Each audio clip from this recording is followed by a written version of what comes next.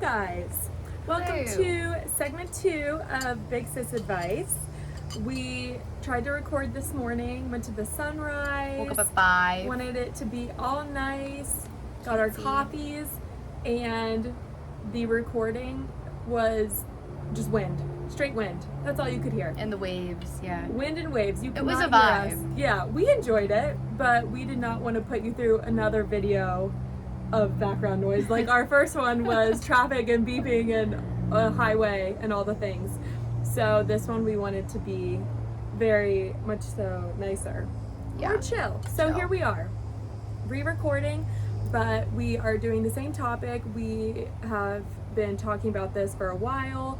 Really all year, me and Lori have been going through this, and we feel like a lot of people can relate. So the topic of discussion today is waiting seasons. And whether you're going through one yourself or friends, family, you know that people are going through their waiting seasons in life, send prayers, and hopefully you can relate to what we're saying, and maybe your waiting season is the same as ours. So we're gonna kind of get into what waiting seasons we're going through, and then kind of how to go through it, what works, what doesn't work, and yeah, kick it off. Yeah. So my personal waiting season, I feel like everything in my life is lined up perfectly, going peachy, except my waiting season is just waiting for God to give me that person that I'm gonna spend my life with. And it can be hard waiting because you kind of, I don't know, I feel like I've been through life where I've graduated, I've been working my job, and I'm just kind of waiting for that next step. And you feel kind of down when you've tried to date and like not go through people. I don't mean Thank you, next. but in a way. Yeah, but so you're kind of just like going through the weeds, man, trying to find your diamond in the rough. And yeah, it can be discouraging sometimes, but we're gonna talk each other through it and figure out what works for us. Yep. And so my waiting season, I am thankfully married, and I have been for over a year now. And I think that, you know, once Jack and I have moved away, we both started jobs. Jack is in his like next step of his career. He's transitioning into flying full-time for an airline. And I'm kind of established in my career and in my job and in my field. And so it's kind of like in the what's next phase for us. Like, you know, people are starting to ask about family planning and like, are you guys going to stay in Texas, or how many kids do you want to have, or when are you going to have kids, and just kind of like all of that. And so Jack and I have definitely found ourselves in okay, it's kind of like everybody expects you to do one thing and then like just check the box off. So we've definitely been finding ourselves, especially like in the latter half of the year, of just kind of going through some waiting of our own, and it is not fun, I will say that.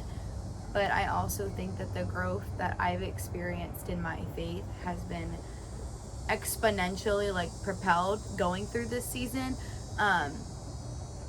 Whereas if everything's always easy, I don't think that necessarily happens. Like where does faith need to come in if everything is just super easy for you? That's so true. And I think for Jack and I, we both got married when we were 23. We have had great jobs. We've been friends for a long time. We have good friends. Everything has kind of fell in line for us. And so it's kind of like now that we're finding ourselves where the next thing isn't coming so easily, it's definitely been a struggle. And it's been more of like a faith teaching moment, because I think it's really easy to say, oh yeah, I have faith, when things are wonderful, right? Because it's like, yeah, I have faith, everything always works out. But I think when it doesn't, that's really where there's power in your pain and in your struggle, and I feel like God uses that for a specific reason. Yeah. Well, a lot of people, they stop their faith lessons and they kind of stop praying and stop leaning on God when everything is going great. And so in this season of kind of experiencing that struggle with just kind of the struggle and the pressure that you put on yourself, plus external pressure, and then also just having down days where, your emotions get the best of you, which is totally fine. I guess throwing all that in there, it has definitely built our faith this year. Yeah. And always be thankful for the wound that pushes you closer to God. I love that. Yeah. Like, it's so true. because that's where you build your spiritual health. Like how quickly you can bounce back when you're having a downtime. Like, and Yeah. it could be more than a day. It could be like a down, like couple months where you're just down bad. But I think it definitely is important to focus on your faith, because that will help bring you out of it. And then also just leaning on God. And we're going to get into so much Yeah. about leaning on God and how it's just helped us so much during this time frame. Yeah. So I think kind of like Lauren said, you know, be grateful for the wound that pushes you closer to God. And for me in this season, it's been like my pain will have a purpose, and like this test is my testimony, because it's been like not fun, but I can just see how God is using this in a big way. And it's like you never know how your story and what you're going through is going to affect is going to affect other people, or is going to impact other people, and based on how you leverage this time of your life. Because I feel like some people, and like our culture teaches you to like fill voids with unhealthy things, and kind of like not deal with things. And I think that what Lauren and I have both been going through is instead of trying to like disregard it and ignore it, which is easier, and sometimes like it's just easier to do that, we've been really trying to lean into our pain, and find God in the story. And we've been like, I found myself asking God, like, not the why is this happening to me, but in the what are you wanting me to learn in this season? Because I have my faith, and I believe that, you know, God is faithful, and like my promise, like he is going to come through with me on my promise. But it might not be the way I want it, in the timing that I want, and in the way that I want. But there's so much value in just like in really exploring, like, okay, God, what do you need me to learn? What am I missing? How is this going to serve me in the future? And we've been really trying to do that, and I think it's helped. It's been hard, but I think it's really helped us move forward. Yeah, and just kind of like, instead of viewing it as such a negative thing, you feel more at peace. Right. Yeah.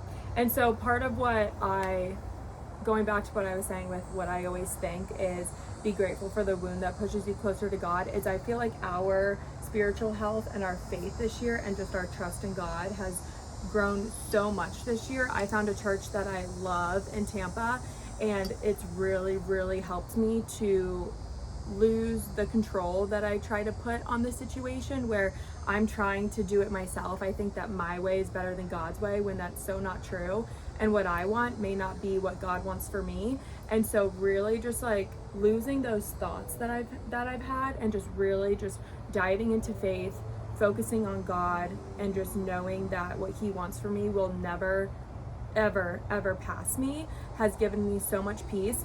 And I think this year, as we've been growing more in our faith and our prayer life has changed, I mean, you kind of always are like, oh dear God, like thanks for everything, you know, I'm kind of struggling here. But it's like you and I have really just like dived into praying to God, like, whatever you want for me, send it my way in the way that you want me to have it, exactly like what you just said.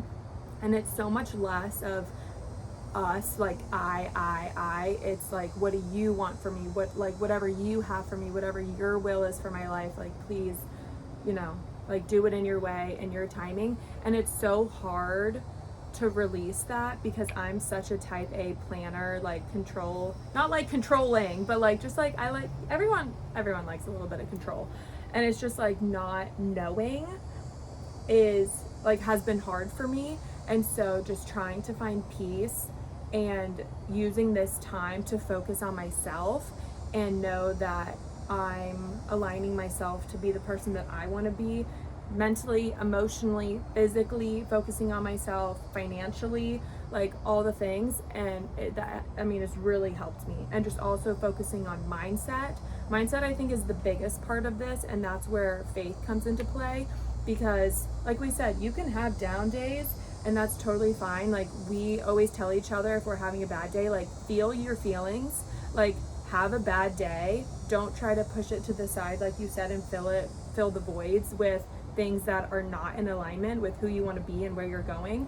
And so, oh gosh, Yeah. it's just the transformation this year has been insane. And I think it's also, when we've been losing the need and the sense for control, we've been filling it with God's purpose and just knowing that he's got our back no matter what. I think something that has been really big for me, and like Lauren said, I used to pray a very traditional prayer, in really kind of asking God for, and I want to be very careful with this because I think you should always pray specifically and expectantly. I think that when we do that, we really allow for God to show us all the ways that he's come through. And I don't mean like everything that I have is because God has given it to me, but I think there's such a beauty in involving God in the small things, because I think that you really start to see like, oh my God, like God does so much and he's involved in so much.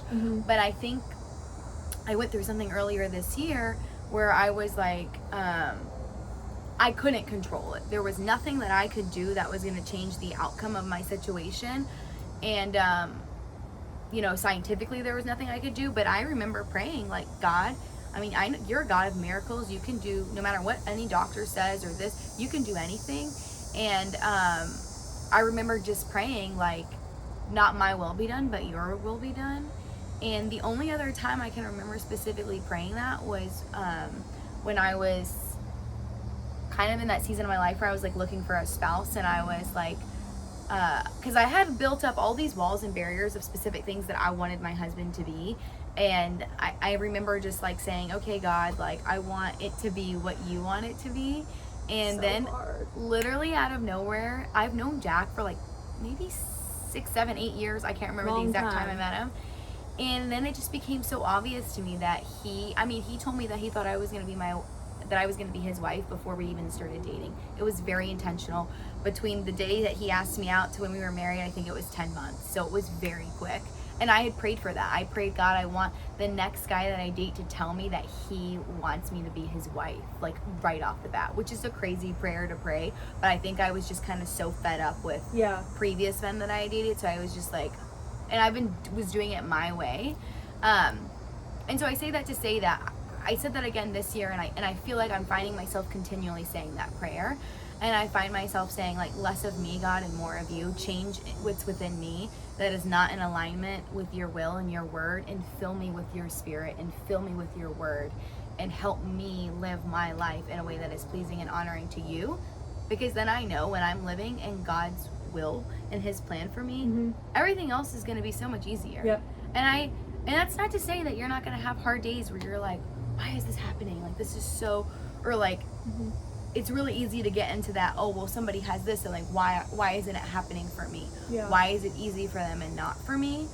But they're on a different journey than you. And I think that it's so easy to compare, but I think when we really rest and we know and like whose we are, and we really learn what a good God our God is, it becomes a little bit easier to like release it and release our expectations. Yeah. That it might not be the way we want it, but God will always come through for us in his timing. And so that's been, I think, our whole year, we've like stepped into a posture of like surrendering what we want and just kind of opening ourselves up for, okay, God, what do you want? And you don't do that when things are going good. Yeah. You do that when things are going, when you're like on your knees and saying, God, this is really, really hard, but your will be done. Yeah, and we say all the time, after you pray and while you're praying, if you have just like a down moment, or you just need to talk to God to get it off your chest and feel better, you feel so much less anxious afterwards. Yeah. Like, you cannot be anxious and grateful and praying at the same time. Like, It's physically like, yeah, it can't be done. Yeah. And so just when you're feeling that way, literally we just turn to God. Like, God, even if you're saying, I don't know what the heck is going on, I don't have the words at this moment, I just need you, and I need your help, and I need your guidance, like, you just feel so much better. It's like a weight is lifted off your shoulders. And we've even said, like, the way to pray is praying on your knees, like at night next to your bedside, praying on your knees, not just oh God, little prayer here and there. Like, no, like we love to fully surrender and just give it up to him and truly be just so grateful in that moment. And I think what I find myself doing is like when Jack and I will pray at night, like, you always start out saying, all I do, like, forgive me of my sins, and then all the, like, my requests. And I've noticed that over time, it's become a lot less about my request to God and more about, like, thank you for your provision. Thank you for your rejection, your redirection. Thank you for, and I just start to think of all of these things that God has given me and brought me through. And it's like, it goes back to the same thing. You can't be anxious, and yeah, you can want things, but I feel like when you're spending time in prayer, you start to realize God has done so much for me already. Why won't, like, there's nothing that's too big for him. Even though it might feel like an insurmountable difficulty at the time, God has done it before, and he'll do it again. Yeah. Like, he is so faithful.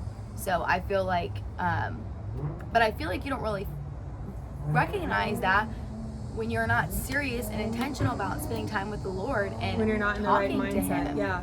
People are like, well, I don't even know how to pray, or I'm not, or it's almost like they keep doing the same things and expect a different result. And like, I didn't start to feel better about things, and I've been a Christian my whole life until I got on my knees and I Same. started reading my Bible, and I said, you know what, I got to do something different because this isn't working.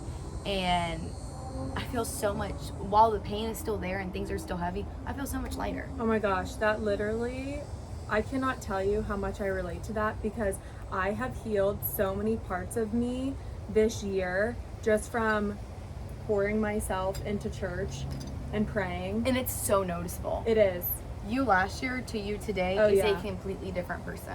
And you feel so much better too. And it's like, now rejection or redirection or anything that happens in my life, it does not faze me, because I'm like, okay, God, like, your will be done. Like, Yep. I just got a new job. Woo. And even when I was going through the interview process, like, she was with me when I was doing the interview, and she was asking me how it went, and I said, oh, I think it went really well, but if I don't get it, like, I'm good.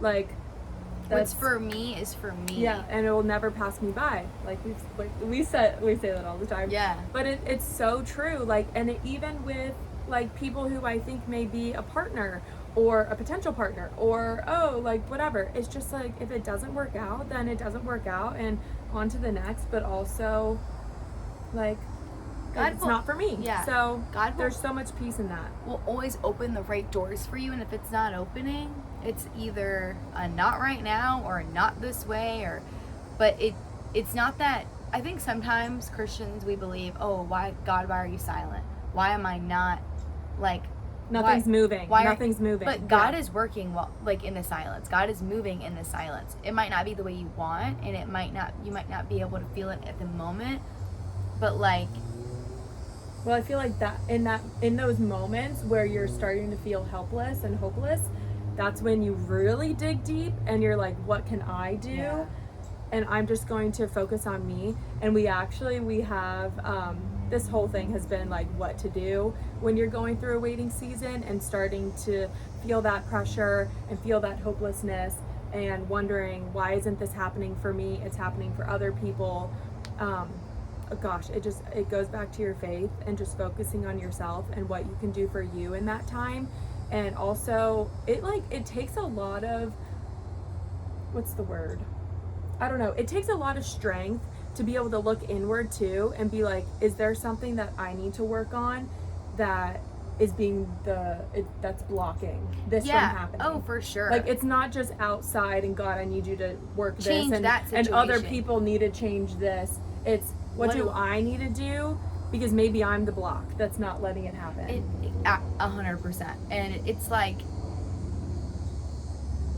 God has you where you are because you need to learn something. And that's why I keep saying, like, in this season, it's like, what do you want me to learn? What do I need to learn? What do I need to change? Less of me, more of you, God. I say it all the time. Exactly. And I'm like, I'm going to say it until it's true. And until, like, when I first started saying it, I was like, I mean, I had heard some preachers say that I should do it. And I was like, you're like, I'll give it a shot. Why not? And I'm kind of like, not that I'm perfect by any means, but I'm like, compared to a lot of people our age in this climate, in this culture, I feel like I have a relationship with God, like whatever. But it's like the more times I start to see it, the more I'm starting to realize, the more I start to feel like things that I really need to change about myself. Like I feel conviction over certain things I used to do that might not have bothered me 2 weeks ago. Well, today they're starting to bother me, and today I'm starting to feel like pulled in a different direction. And it's like the more you say it, like God's gonna soften, and I say it, God softened my heart to see and give me conviction to see the things in my life that aren't pleasing to you and aren't aligned with your word. And you really start to see it and start to change and like change your mindset too. And that like opens you up to being content where you are right now. Oh my gosh, yes. Like God has me in this season for a reason, and I'm choosing to find joy. And I'm resting in the fact of like that I can know that if it's not good, it's, you know, God's not done. But that doesn't mean that I shouldn't enjoy where I am right now. Exactly. I love that. All right, so now we're going to get into some of the don'ts. What not to do during a waiting season. Because there's a lot of stuff that you shouldn't do. We like to focus mainly on the positive, but we got some don'ts. And so one thing that comes to mind immediately for me when I think of my personal waiting season, obviously everyone's is different. You think about your season, you're like, oh yeah, maybe I shouldn't be doing that if this is what I want. For me, I know for a fact that I do not want to waste my time with people that I know that I would not see a future with, or I don't want to waste my energy and love on people that don't align with me, that are not good Christian men, God-fearing, praying on their knees. Because you know what God has for you. Yeah, exactly. Yeah. And so I think for a lot of single women, it's hard because if you're not in this mindset of what's meant for me will never pass me, and I don't need to try to control or go out of my way or lessen who I am as a person or settle, it's hard to, or I guess it's easy to just go out there and date a bunch of people and give your energy to people that aren't worthy or aren't what you would want in the future.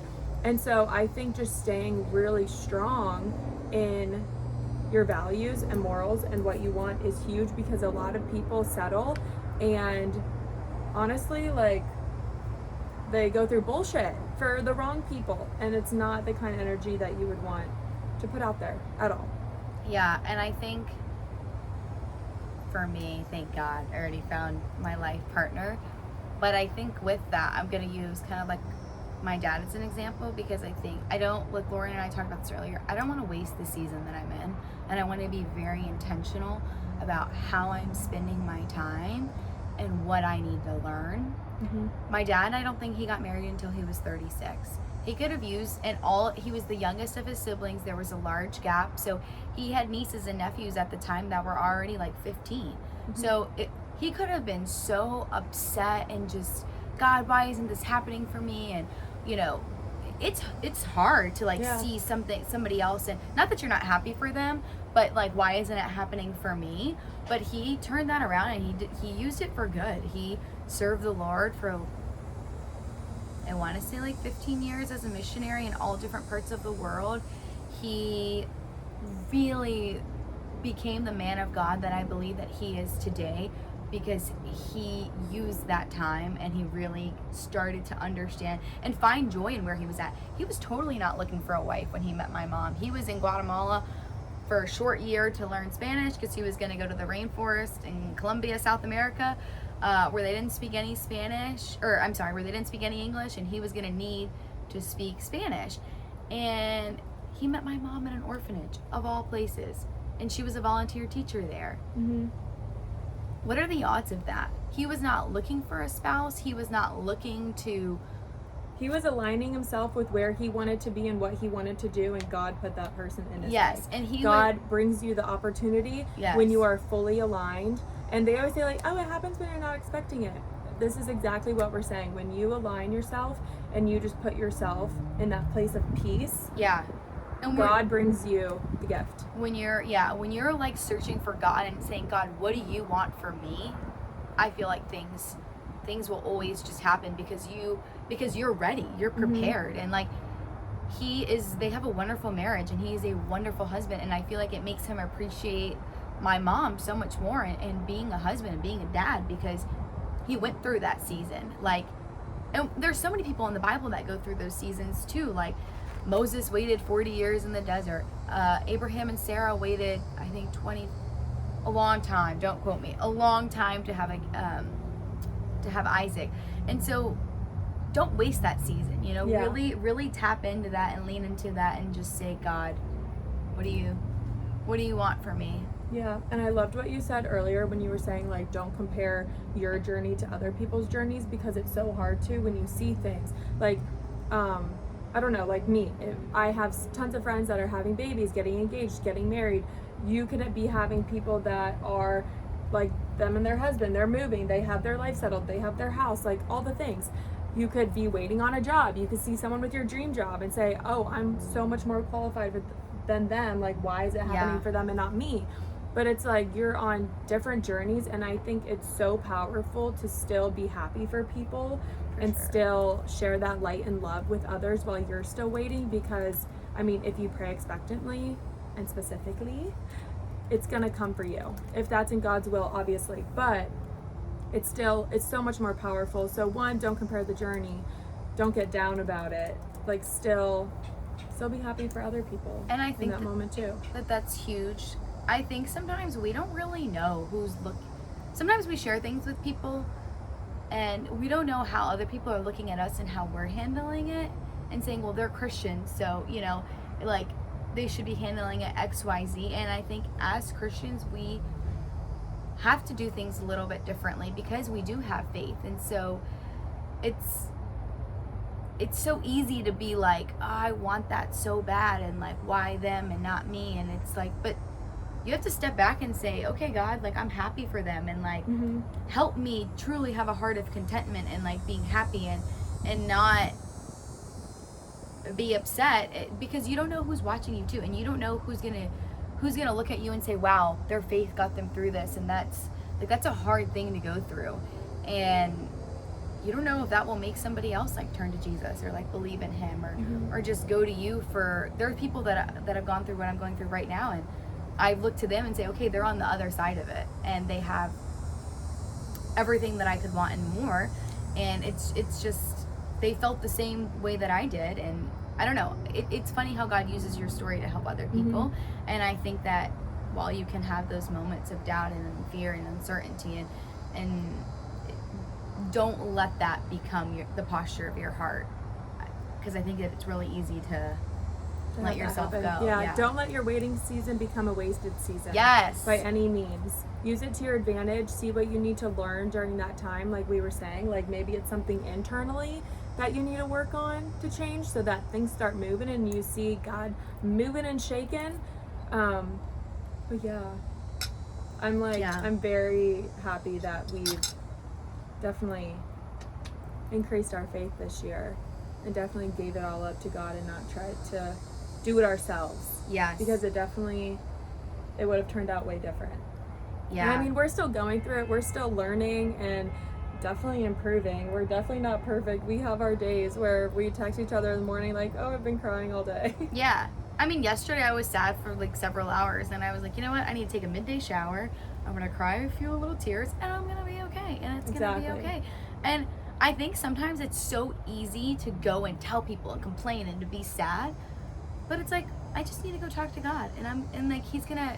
It's good to talk to each other, but I also think it's like, let's not lose value. Like, I think having that open communication with God is huge too, because again, you're allowing him to come in and change you. And I ended up having a great afternoon yesterday. Like, it could be a bad 10, 15 minutes or whatever, or a day, but it doesn't have to be. Yeah, you don't have to. And it's something that to us has been super helpful is like positive and uplifting, like worship music, podcasts, reading my Bible, and I have found too that like saying like little Bible verses over my life and like specific scriptures help me feel better, and I feel like it just kind of quiets my mind because I'm using like God's words. Yeah. And like a verse that's been really, really helpful to me lately is in Isaiah 40, 28 through 31. It's like, do you not know, have you not heard? The Lord is the everlasting God, the creator of the ends of the earth. He will not grow tired or weary, and his understanding no one can fathom. He gives strength to the weary and increases the power to the weak. Even youths grow tired and weary, and young men stumble and fall. But those who hope in the Lord will renew their strength. They will soar on wings like eagles. They will run and not grow weary. They will walk and not be faint. And I feel like when I say that over myself, I'm like, okay, devil, bring it. Like, no matter how long this takes, no matter how hard this is, I am not going to stop having faith in God. I refuse to.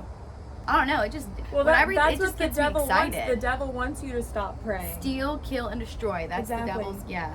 And when I read stuff like that, and I feel like when I say scripture over my life, I don't know, I feel like I'm like fighting the devil better. Like, yeah, I feel like it's, Exactly. God has better words than I have words. So, yeah. Well, I think we should end on his word. Yeah. That was good. That was so good.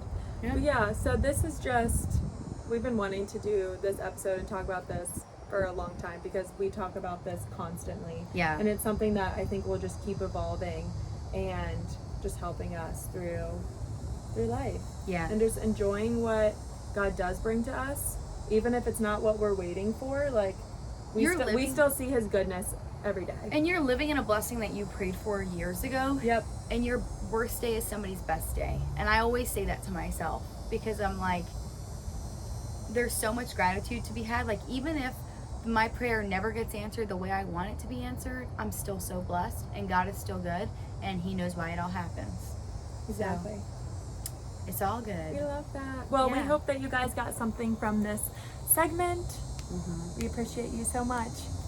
Bye. Peace out.